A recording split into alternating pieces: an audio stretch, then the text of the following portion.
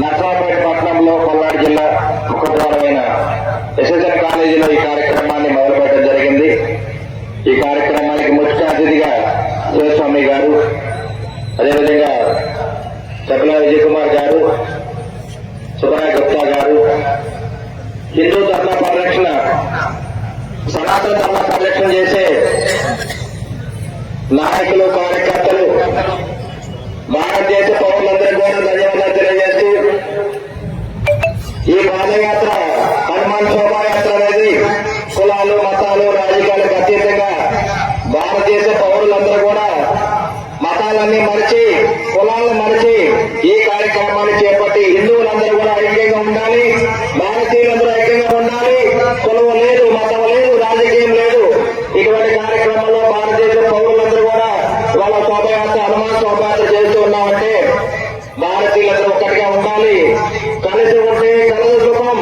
ఇటువంటి కార్యక్రమాలు అందరూ కూడా భారతీయులందరూ నరేంద్ర మోడీ గారికి అండగా ఉండాలి, నారా చంద్రబాబు నాయుడు గారికి అండగా ఉండాలి, అదేవిధంగా పవన్ కళ్యాణ్ గారికి అండగా ఉండాలి. ఇవాళ ప్రపంచ వ్యాప్తంగా ముగ్గురు వ్యక్తులు ఇవాళ సెలబ్రిటీస్. ఒకటి నరేంద్ర మోడీ గారు, నారా చంద్రబాబు నాయుడు గారు, అదేవిధంగా పవన్ కళ్యాణ్ గారిని గుర్తుపెట్టుకోవాలి.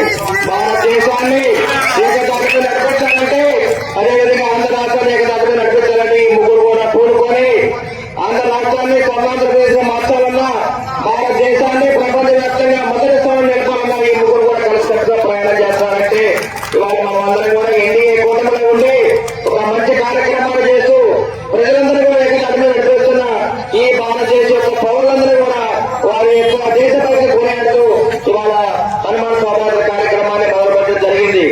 హనుమాన్ శోభయాత్ర ఎందుకు మొదలుపెట్టామంటే, హనుమంతుడు అంటే ధైర్యానికి మారుపేరు, ఆంజనేయ పుత్రుడు, వాయుపుత్రుడు, ఒకటే ధైర్యంతో ముందుకెళ్ళి ఒకే ఒక్క వ్యక్తి హనుమాన్. కాబట్టి మనమందరం కూడా హనుమంతులాగా, మరి వాయుపుత్రులాగా మనమందరం ధైర్యంతో ముందుకెళ్ళాలి. ప్రతి కార్యక్రమాన్ని, ప్రతి దాన్ని కూడా మనం ఎదుర్కోవడానికి సిద్ధంగా ఉన్న భారతీయులందరూ కూడా కులాలు, మతాలు, రాజకీయాలకు అత్యధికంగా మనమందరం ముందుకెళ్ళాలని చెప్పి తెలియజేయడానికి ఈ కార్యక్రమాన్ని చేపట్టడం జరిగింది.